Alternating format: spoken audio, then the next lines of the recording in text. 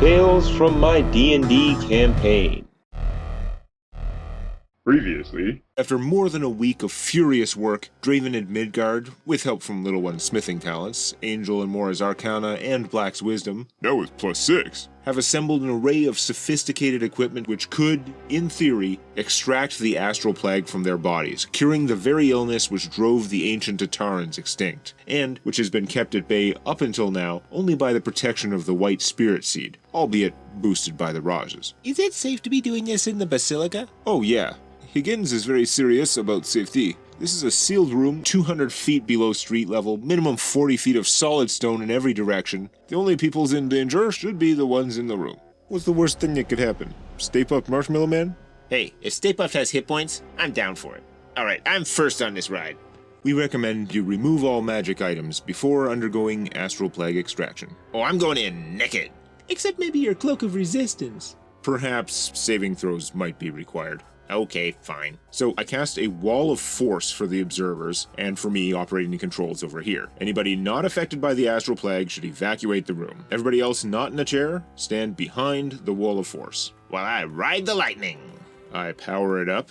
Little One does feel a little tingly right away. The tingle means it's working. Make a use magic device check. Do not roll a 1. Do not roll a 1. Do not roll a 1. I want to see a 1. Got a 41. I'm calibrating the output. Little One starts to feel... Actually, it's a little like when that ghost passed through you earlier. The Taco Bell? As it ramps up, that sensation feels more and more severe. That ghost passing through feeling is continuous now, which makes it a lot less comfortable. I'm feeling something south of the border. There's a sensation like electricity going up and down your arms, such that you can actually feel your scales, which, despite your half-dragon AC bonus, are so small, so fine, that normally neither you nor anyone looking without a magnifying glass can tell they are different from ordinary human skin. Make a fortitude save. Roll a 1. 33. Uh-oh, my fortitude save isn't that great. Only got like +10. You don't have a cloak of resistance? The vest you got from Mortival had at least +2 built in. Kind of surprised you haven't eaten a better one yet. You can borrow mine after, but only if you take off Creepy Vest, because I want it back. About a minute in, it's getting fairly painful. Another save? 29? Yeah, you're very tough. You can take it. I've got the astral signature locked in, filtering out all the other energy, all the planar signatures. Interference is down to 0.2%. Sure, whatever that means. Means I'm ready to ramp up to full power. The astral energy levels in Little One's body are starting to decline rapidly. 30 more seconds, one more fort save, 30. And it's done. It gets more painful, more painful, more painful, then starts slacking off. I switch it to like a tertiary cycle, leave him in another minute to make sure it's all gone. It's not hurting anymore, and Draven doesn't see any change over that minute. Subject seems stable. Then I shut it down. You appear to be clean. I'll go next. I'm gonna get this thing cured. Yeah, it's gonna be a rough ride. So, Draven, what's your plan to... Yeah, I was just thinking about that. What? Your plan for what? How to operate the machine when it's my turn. You've got a successful test run. You could bring in your lackey, train him on it as you do the rest of us, so he can do it for you. Midgard's rolls won't be nearly as good as mine. Maybe I could move the console around to the chair so I could do it myself. I could try it. My use magic device is, 0? Mora's got 11. That's better than nothing. Could you use some kind of mind meld to guide someone through it? Actually, it's interesting that you bring that up. I would have to switch armor. That's f***ing awesome. What's awesome? If I put on my new breastplate of the Master, I can use it to dominate a person, but really, I take over their body. Suddenly, this is the best mad science ever. The Immortal Artificer abandons his body to take control of his assistant, to run the machine, to extract his extraplanar disease. Maybe if things go wrong with your body, you'll be able to survive by clinging to his. Oh my god. This is how the first Dark Ancient was created. Shit like this. Draven and Midgard are confident the equipment only needs a 5-minute cooldown, but because this was the very first run, they spend an hour going over every component to ensure that nothing is out of place, loosened, burnt out, or suffering excessive wear. But everything seemed fine. In fact, the crystalline matrix even seemed to have more storage capacity than expected. Huge success. Well, I feel great. You do, in fact, feel great. Whatever the astral plague was doing to you, it had come on very gradually over time and been with you so long, you can distinctly feel the difference now that you are free of it. Do we gain attribute points? I mean, Angel will. As long as somebody casts Restoration on her afterward. Get back my lost point of Constitution. Strap me in. I put it in the booster seat. What clothing should I set my vest to? Itaran Aberration handling, maybe? Oh no, you are not wearing that thing if you want to borrow my better Cloak of Resistance. Also, that vest contains fragments of 2 different souls. We do not want those extra variables. Not when we seem to have this thing otherwise figured out. Same reason we made the Black Sand breastplate to contain my body's excess astral radiation. Put all your clothes in the tray, please. Since nothing had exploded, they allow Mora, Midgard, and Krill back in to observe with them behind the Wall of Force. Hey, what about Daggerface? Wasn't he with us at Ginneron? Dwarf Daggerface? I checked him out and he's fine. Except his face. He doesn't have the astral plague? Didn't the other dwarf who was with us? Yes, Greypike died, and DeCorso Stewart, but DDF shows no signs of the disease. He has some unusual energy signatures of his own, but that'll be something to study later, after we're all cured. Anyway, I do want to make sure Midgard is fully up to speed. I'm thinking I may actually get him to volunteer to be my hands, because if something messes up, if my mind gets forced back into my body unexpectedly, he's the one with the best chance to take over the procedure. Plus, if you somehow ended up permanently stuck in the borrowed body, he's more expendable. Look, the plan is not to steal anyone's body. In the end, Angel goes in basically nude, wrapped only in Little One's Cloak of Resistance +5, and propped up on the booster seat Draven had custom designed for her. If you wanted everyone to go in without magic gear, you should have made it a literal booster seat to boost their saves. Mora will cast Heroism to give me another +2. Angel gets tingly, then that ghosty feeling, but unlike the electricity Little One felt, she had a sensation much like what she feels when using her racial silence spell-like ability. Through the strenuous process, she rolls well, only failing 1 of the 3 saving throws. It just results in her taking 10 points of untyped damage. Ow, my ovaries! But nothing too serious. And even when Draven does roll a 1, almost the only way to fail given his massive bonuses to Arcana, Knowledge the Planes, and Use Magic Device, he is able to recover and to complete a successful extraction. Can you fix my Constitution now? Lesser Restoration. With your mystical disease removed, that minor spell is all it takes to restore you to full health. Yes! Black definitely has to remove all his gear, because if it triggers your backlash stuff, this whole thing could go nuclear. Alright, time for me to get butt naked. You can wear underwear. Oh. Meh. Having cured 2 subjects already, and with Black's preternatural toughness, his procedure is the smoothest yet. He easily toughs it out, as Midgard talks his way through the process, though Draven is still on the controls. The young Baron was a quick study and had an excellent understanding of the apparatus he had helped to construct, but Draven was still concerned. I am now non-plagued. Alright, now comes the really freaky one. The fun one! Draven's real worry is for his own unique situation, that Oluwana's immortality may have been based on the current state of his body at the time when the spring rebuilt him, which might include the astral plague which afflicted him then and now. There's a low chance, you estimate no more than 5%, Don't roll a 1. that the immortality might be removed along with the space aids. But the much more likely concern is that the immortality might try to grow back the astral energy after it is removed, which is why I might need to do the Iron Man thing, to keep siphoning it off, and maybe use the energy. Oh, I love it. I'm still curious if some resonance from getting hit by the Horseman's Chain, or the Alctrom Realm's effect on the Spirit Seed, or your freaky immortality shit is gonna mess up this whole thing. But I say go for it. I mean, I still have to cure myself. Draven switches from the Black Sand containment breastplate, which had prevented his elevated astral levels from interfering with the procedure for anyone else, to the mind-controlling breastplate of the Master. I'm starting to wish I had taken more time to practice with this armor, but it feels a bit unseemly. Should have done some animal testing. Frankly, Midgard should be able to handle the machine if my possession gets broken somehow. He has his failings, but one thing he is quite good at is use magic device. A big part of me wonders if it wouldn't be better to just skip the mind control and let him handle it himself. No. It's just too cool.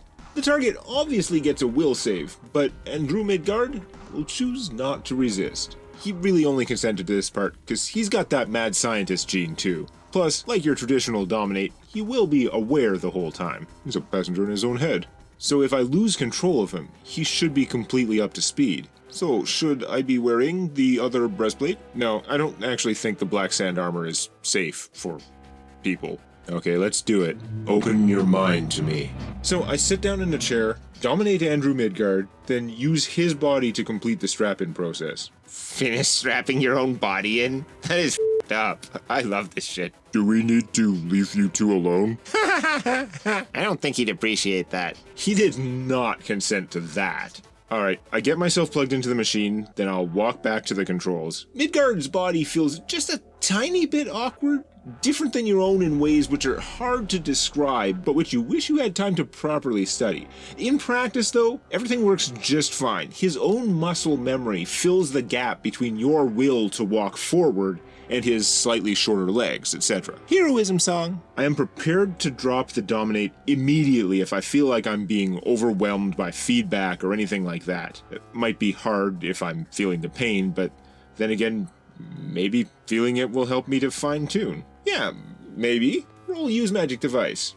That's a good roll. I'm focused now. 49. My entire character's build has led up to this moment. And you've got +4 from Bardic Heroism. 53! This is so much easier when I can feel the feedback.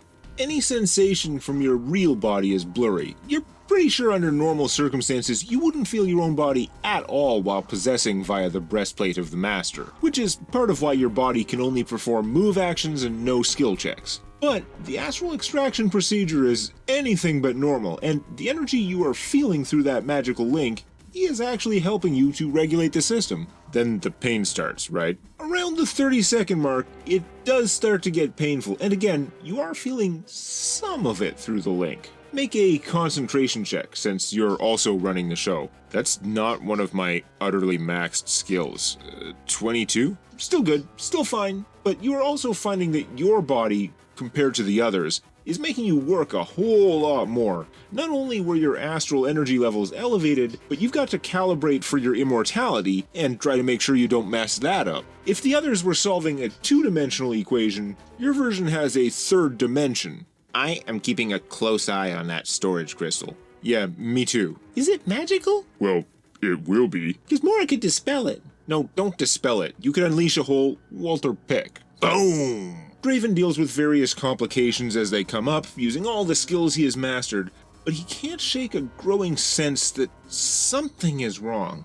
I have a bad feeling about this. Oh, where's the spirit? The ghost? No, the white spirit seed. It's not on my body, if that's what you mean. The seed has been the basis for a lot of my research into this, but I never found a suitable alternative to it. So it's actually a key part of the apparatus. This is a poor analogy for what's actually happening, but in layman's terms, it's working a bit like a focusing lens, helping transfer the energy from the subject's body into the crystalline matrix. What's the worst that could happen?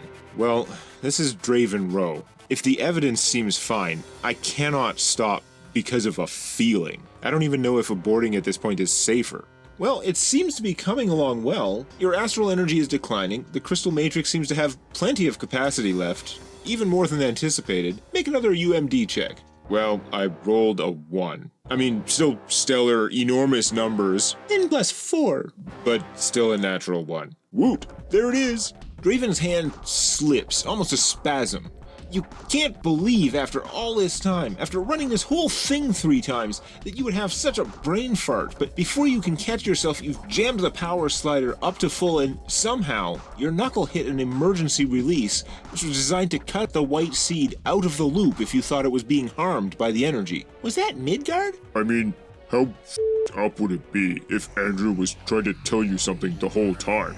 Shouldn't a switch like that have a cover to prevent it from being hit accidentally? Sure, and it did, but it must have gotten flipped open earlier when you rolled that other 1 on Angel's procedure, and you were too distracted to notice. But suddenly, with the power ramped up and the extraction bypassing the seed, channeling directly into the storage crystal, the vague sensation of pain you were feeling from your own body, feeling through the breastplate's mental link, that pain spikes. For you, still inhabiting Midgard, it's still only a shadow on your consciousness, but you are sure it would be excruciating. I remote release the bindings on the chair and initiate a full abort. Andrew, I'm switching back. I need you to take over the abort in 3, 2, 1. Suddenly back in your own head, it's intensely painful. Across the room at the controls, despite your warning, there's a brief pause, brief moment of disorientation when Midgard regains control of his body. Watch, we're gonna find out it was eating his soul the whole time. No, he should be fine. But then he blurts out, there was somebody else in my head. The lightning! Altrum, he f***ing threw the lightning! The lightning that sparked from the horseman's chain? The alternate dimension nightmare demigod was in that little spark? I never cease to be amazed by the mortal capacity to ignore obvious incongruity. You thought, after watching you scrape by that last challenge, that I would expect the horseman to defeat all of you. I rip off the helmet and try to jump away from the machine. The power is closed, but there's some instability in the storage matrix. There is a great black flash, followed by a secondary explosion. The latter smashes all of the apparatus, but the stone walls are barely scratched. In the equipment's place is left a black mass, which is slowly expanding. Like a sphere of annihilation? No, well, I should say, you really doubt it. It's not spherical, more cloud-like, plus it's clearly spreading faster toward this side of the room. Toward the door? Trying to get out? Or trying to trap us in. We're not trapped in here with it. It's trapped in here with us. Roll initiative. What are we going to do to a big black cloud? Is it even physical? Is it just energy? Is it a blob or what? It's really hard to tell by looking at it. Could be any of the above. What are we gonna do? Elder Mountain Hammer. Bolt of glory. That'll hurt. I don't care what it is. If you hit it hard enough, it'll die. I'll get out the photon accelerator. Might as well do initiative, as from the mass emerge 5 wolves. Wolves? With all your amazing knowledge skills, these are clearly phantasms, illusions made physical, but they just look like wolves. Except to Krillidin, who remembers being harried for days, predators lurking just out of range or behind cover, wearing him down, waiting for him to fall asleep, until he ran into you guys. But you're all acting first. Guess I should remove the white seed from my inventory list. Yeah, you don't know what's going on back there. We'll save it. Moracast's haste. I'm gonna move over here near the door. Hail of arrows. Now, post-nerf, my bow doubles my first shot each round. With this move, does that... Since hail is only once per day, just for that ability, sure. Double hail. You're not sure how much the black stuff, is affected by damage, but the wolves all look pretty badly hurt. Angel kills the nearest one with an attack of opportunity, and using Quicksilver motion to get between them, Little One full attacks, slaying 2 more wolves and hitting the cloud twice. So you attack the darkness. The phantasmal wolves lie dead for a couple seconds, then dissipate into nothing, but his impact on the black mass is questionable at best. Bolt of glory. Pass me your d12s. Make my hands full of dice. Here we go. Oh, this feels so good. I don't even want to stop rolling. Okay, take 89. Your holy blast drills a tunnel of whiteness into the black cloud, leaving an indentation which glows for the rest of the round, but it doesn't get all the way through, and as the indentation narrows, the black ooze closing back in, you aren't sure there was any quantifiable... Should I belt of battle and do it again? Yes, yes! 102. Was that an even 200 damage? No, the previous one was 89. Whatever this thing is, you don't think it's susceptible to hit point damage as you had hoped. But before the crater in the mass has time to close much, Black invokes the power of Sirius and blasts it again, the light tunneling deep into the mass to expose the white seed hovering in the air.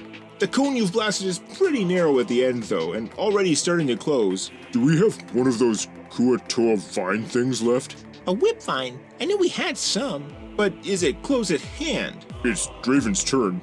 Getting anything out of the magic backpack is a move action. We only ever had maybe a couple of these, but we also basically never used them. So just for the poetic amazingness of using one of the first things we found in this campaign. Though hitting the little tiny thing at this distance probably isn't the easiest. My ranged attack bonus is plus 16, so I get 26. The whipvine shoots out, adhering to the seed and snatching it right back into your hand. And I stick the seed in my hewer's handy haversack. It's in an extra dimensional space now. Hope the spirit doesn't need to breathe. Very well. Suppose I'll just have to settle for killing you then. Seeing how Angel shredded the last wolf to go near her, the remaining 2 wound their way around her reach, much to Draven's dismay. One hit the Artificer, who had basically no gear except the breastplate, and because that's what wolves do, it also tripped him for free. But despite the +4 bonus for attacking a prone target, the second wolf managed to miss. Meanwhile, the sinister ooze or cloud or whatever continues to spread toward the doorway. Angel makes an attack of opportunity on a tendril, but it's starting to look like damage has no effect on this thing at all. At this rate, the doorway will be partially covered on his next turn, and the turn after, you'll be completely sealed in. But for now, 2 new phantasms emerge. Is that the Warforged robot lumberjack? And that one looks suspiciously like the Fey Fell elemental boss from Ginneron. Then a third one steps out, looking suspiciously exactly like Marp. So it's using our minds. Well, you certainly weren't. All your nightmares come to life. You're not supposed to be able to do this shit here. Oh, but you practically invited me in. And I would very much like to stay. Set up something of an embassy here. Wait, he's attacking us with all things we've crushed before? Yeah, not scared. Things that nearly killed one or more of you. Can't sleep. Wolves will eat me. You should maybe Dimension Door out then? Deny him the seed? That's my plan, You're running? if it comes to that. Mora could get out right now. You could give her the seed. Then he'd be after Mora, who's got a better chance to run forever. And I mean literally forever. Instead, Mora casts Greater Invis on Draven, while Angel mirror images herself. If we can't damage the blob, but we can damage the wolves and junk, maybe that stuff's costing him energy. That's my plan. Kill everything that comes out. Grilladin kills the last 2 wolves and shoots the lumberjack 4 times, dealing 49 after damage reduction. Remembering how they had retrieved the spirit seed, Little One tried to do the same thing for the crystal storage matrix, attempting to force his way through the blackness with searing charge, unconcerned by the negative energy damage it was dealing, and manipulating his initiative order to again get 2 turns in a row. However, even after convincing Black to Bolt of Glory to help him push further in, Go ahead, burn me. he can't find the crystal, nor any trace of the machinery which had been there before, forcing him to give up, and proving even further, if there was still any question, that hit point damage had no effect on the black blob. If it keeps making stuff, that's got to be spending energy. Here's an idea, calling in the Rakshasas. They do owe us a favor. They do. They said they can't show up in person without more warning, but supposedly they could still help in a pinch. Then I activate the Centaur Stone to contact the Rahjas. Houston, we have a problem here. You are fortunate that we have been able to re-establish our connection after that other incident. They were cut off before in the Shadowfell after a very unlikely event happened, throwing off their probability-based divinations. We don't have time to talk about probability right now. We have an immediate problem here with the Albtrome in the Fadelands. That was all the response you got. That's it? All they said was, good, the connection works? You gonna punch them in the face? No, I'm gonna find and kill those friggin' Rakshasas. I've had enough of them. Alright, screw it. I'll burn 5 wand charges on Marp. Take 60 force. Does he just explode? No, he's still kicking, but that was a lot for him. At least it wasn't that bullshit where they spent like 1 power point to cancel all the damage. Not Marp, no. Nor can he deflect rays back at you like Warforged Daggerface did. Their turn. Bring it. Angel exchanges reach attacks with the Fey Fell Thing's tentacles, while Marp, wounded, turns invisible. Oh yeah. Gets up close and hits Angel with a powerful electrical strike. Except he only got a mirror image. Too bad he didn't come for me. He doesn't know I see Invis now. The Warforged robot lumberjack advances and attacks with its buzzsaw arm, hitting the 3 squares in front of it for 17 save for half, but taking 8 counter damage from Black. Speaking of Black, the blobber cloud is now covering most of the door. This may be the last round anyone could squeeze past, and a mist begins to roll out from a part of it, in which some new figures are obscured. I should cast Blistering Radiance. Do it. I can switch over to my Ataran suit. I'll be protected. But then, at the top of the round, something changes. You can all feel it. You're perceiving everything around you differently. Like you can see actions just before they happen. And you have +4 to everything. +4 insight bonus to attacks, saves, armor class, damage from the Rahjas? Well, it wasn't me. Maybe it was. You're the one who made the deal and said they had to help us in one battle of our choice. Huh. Go figure. Searing Blade? I got 3 hits on the lumberjack. Take 140. damage reduction eats 5 per hit, but 125, you could have one-shotted it. Plus 50%. You just smoked this, Joker. Do we just have to power through our entire rogues gallery? Everything that might be in our minds? Told you. Stay puffed Marshmallow Man. Back in my day, we used to call it Dr. Wily's Castle. The Phantasms were just like when the party had originally met them, but with an extra +5 to hit and armor class. It turned out that even things they had encountered at level 5 or 6 have enough offense to still be relevant, but with their unaltered hit points, they still feel fragile against the level 16 party. I sneak attack Marp for 24. That barely kills him. Well, since I don't need to full attack then, I'll spend my move action to switch to my aberration handling gear in case Black brings the fire. With Shot on the Run, I'll move out from behind the wall of force, multi-shot the tentacle monster, and then duck back into cover. Single attack roll at -6 for all 4 shots, hit AC 46. This guy, he doesn't miss. Goddamn elf. So 95 damage. Except it has DR 10/Cold Iron, so only 55 damage, but it is definitely bloody. If it has 10 DR, there's not much point in me attacking it. Maybe I should cast Shout into that mist. Are these coming in reverse order? The wolves were quite recent. There's 5 of us. The wolves were for me. Marp would be for me. We never actually fought the lumberjack. And the tentacle thing? That was one of those battles where the party, with 3 NPCs, were all up, down, using every last drop you had left to keep going. I don't think they're specific, but oh, guys, if Daggerface comes out of that cloud, nobody but me, the magnificent Daggerface, no, ho ho ho ho, mine. I'm definitely gonna greater shout them then. And it's a cone, so I'm probably gonna hit all of this. I don't know what's in there, but I'm gonna yell at it. If I get to kill Daggerface out of this, I may actually have to thank Alctrom. I may not appreciate that. Good. 65 damage, reflex for half, and fortitude or be stunned. How many people do I get? Your shout blasts away the mist, revealing a very last-second emergency wall of stone, which is already on the verge of collapse thanks to your sonic damage. Jeez, that was close. So I didn't hit anything because the f***er... That was a pretty good wall. He tried to shout us. Wait, the other guy is there too? Of course he is. That is Warforged Daggerface? And his crew. Let me kill him, please. I mean, I almost shouted down a wall of stone. I'm okay with that, actually. It's crumbling. It may fall down on its own.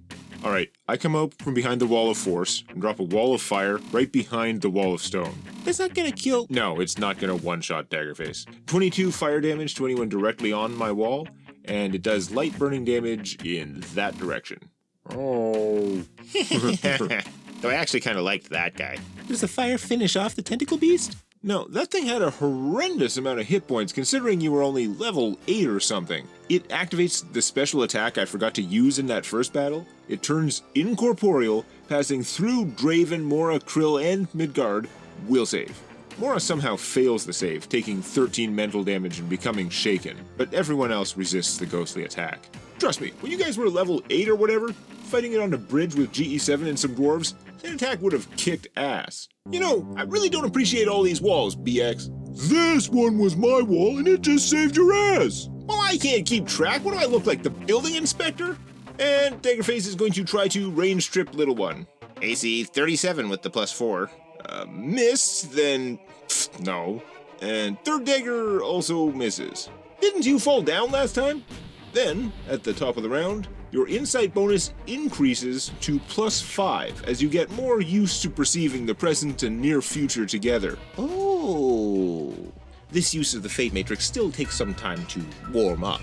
Fortunately, we anticipated your request and started channeling a few moments early. Yeah, you know everything and it's not suspicious at all. Very convenient though. I rate your service 5 stars. The blob is still expanding to block the door, but you notice that it's thinning elsewhere. You know what? No more summoning sickness. And a clay golem emerges here with glowing yellow eyes. Oh. I'm still taking Daggerface. High threat target, yet extremely vulnerable to this attack. The simulated Dark Ancient easily hits Black's touch AC with entangling ectoplasm, so you're immobilized for 5 rounds. unless I use my next action to break out. So is it my turn? Yes. Okay, punishing stance. I walk up to Daggerface. I learned some tricks too. Burning Blade, full attack. The Barbarian, who was still lurking behind the Wall of Stone despite taking 21 from Draven's Wall of Fire. He was hoping to interrupt your charge, stopping you before you got to Daggerface, but since you didn't actually charge, the best he can do is to run up and tank your first swing for his boss. You'll probably kill him. 42 damage. 42? Crap. That barely drops Meat Wall. Okay, then on Daggerface. Oh, crit! As a Warforged, his 25% protection against crits reduces that to a normal hit, because he's the most annoying thing ever. Second one, Rules of Nature.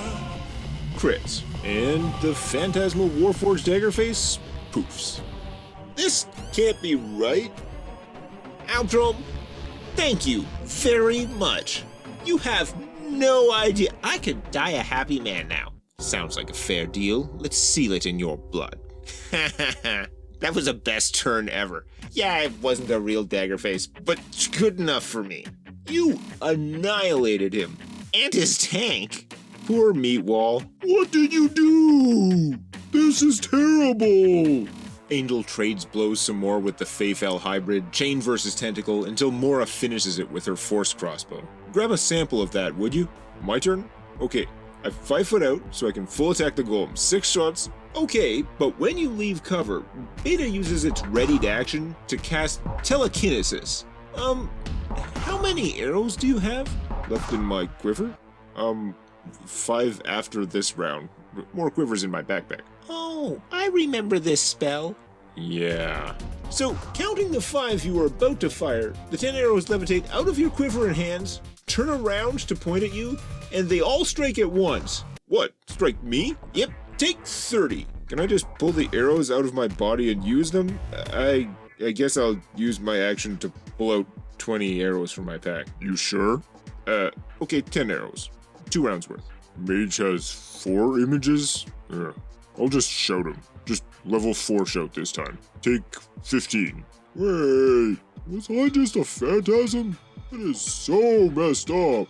Just fake Beta left? Alright, Orb of Force ignores his golem spell resistance, so I wand him for 40. And he psionically dampens it down to 10 damage. Beta's not gonna win this on his own. Time to do some recruitment. Get your will saves ready. Krillidin, DC 25. Will, I get 18? So you're dominated. Alright. And this power gets up to 2 targets, so Draven? Draven's greater invisible. Right, okay. Black then. Will 25? I think I can make it. I rolled a 16, plus 17, plus 5 from the Fate Matrix. So you're saying you passed. Then, as Beta's weaker action from Psionic Schism, they entangle Little One. Second stringers, failures. No wonder they all managed to lose. As the Albtrom says this, the Headless Horseman emerges. Yep, all failures. Just like you. That was different. In my realm, there are rules. Here, there's nothing to protect you. Horseman charges Angel. Same nightmare chain, but size larger for him. Take 28. -5 for my Ataran fire resistance. You're starting to hear a few people shouting from out in the hall, beyond the blackness. And the bonus from the Rahjes maxes out at +7.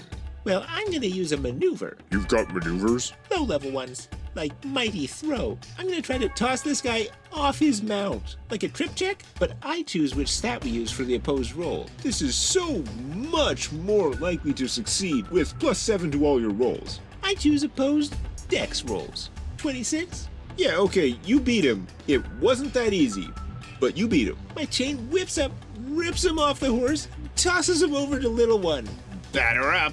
Hit, hit, hit. All 4 hit. Just regular attacks, but with +7 damage? Take 88, and I recover all my moves. That's a lot of damage. You've bloodied the Headless Horseman. Krillidin, turning toward Black, draws back his bowstring. Mora dispels the Dominate. When suddenly he regains control of his actions. I turn from Black back to the Golem. It has DR 10 against you, but with plus 7 damage, that won't slow you down much. This Phantasm of Beta had an armor class of 35, which was so high that even Krillodin with a plus 7 bonus missed his last couple shots, but he still hit 4 times for 83 damage. Then I ducked back behind the force field. Get out there and do something. Well, well, well. Oh, creepy naked dude. Technically he's fully clothed right now. It wasn't clear from the earlier Phantasms, but you definitely noticed the cloud getting smaller as Morduval spawns. Oh, I'm taking him. He knocked me down. It was the only time I went down. You also went down against Daggerface. Hey, that's right. Why did you get the last hit on him? He also took 1,000 of my gold. That's 1,000 gold! Didn't take any of his gold. I know.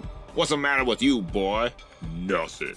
Morduval hits him for 21, taking 5 counter damage, but Black full attacks his Mithril Silver weapon, ignoring the Vampire Lieutenant's damage reduction as he brought down the mace again and again. Enemies from earlier in their career had been buffed, but since this version of Mord did not have the Mindhunter runes protecting him, he was actually less tough than their previous battle. Take 62.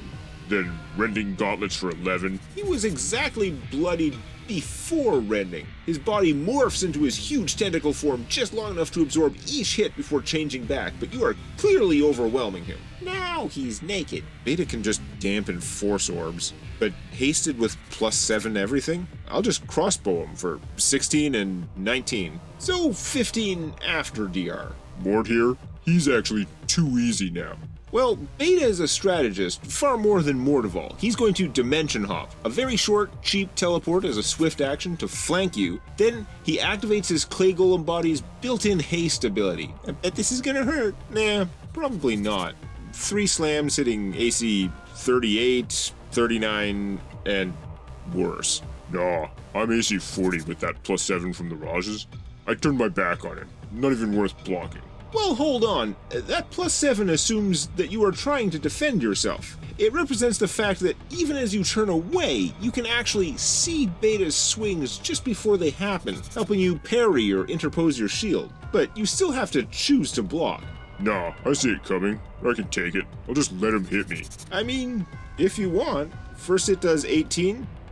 It's not enough. And he takes 5 untyped magic damage. Hey, does he get plus 7 on that damage? No, I'm not giving the Fate Matrix bonus on literally all sources of damage. You get it on each attack that you make, or once per damaging spell. Anyway, second attack hits Black for 20, Then he takes 11. and the last one, which would also hit without your plus 7 AC, Wait, actually, since I can see these attacks coming, I will block the last one. Because then I can use my counter-strike bracers to get a free attack against an enemy who misses me. AC 34? nope, you block the slam, but the Clay Golem manages to deflect your counter. Aw. The Headless Knight, currently unhorsed, has to stand up, so you two get attacks of opportunity. 25 damage? 27 from me. So the horseman rises up, weathering your attacks, and looms. He stands as tall as you, despite lacking a head. His chains writhe upward, he strikes down. 40 AC. Yeah, he missed. Also, in reaction to being attacked, I teleport behind him with Leaping Flame, leaving that immobilizing goo behind. Just a sad, slightly burning pile of ectoplasm. We've got this. Useless. Losers, every one of them. Enough of this. The Headless Horseman discorporates into strands of the black stuff, rushing back into the remaining mass, and his mount is dragged back into the edge of the cloud. Or not. And the blackness begins to transform. Next time on Tales from My D&D Campaign.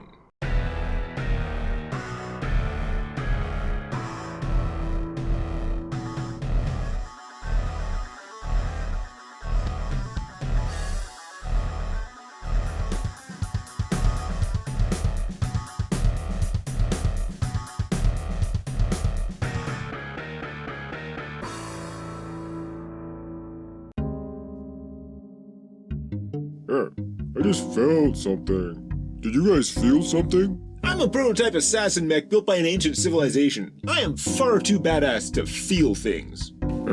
Everything seems okay. I just feel this weird urge to complain. For no apparent reason. You. Complain. Very weird.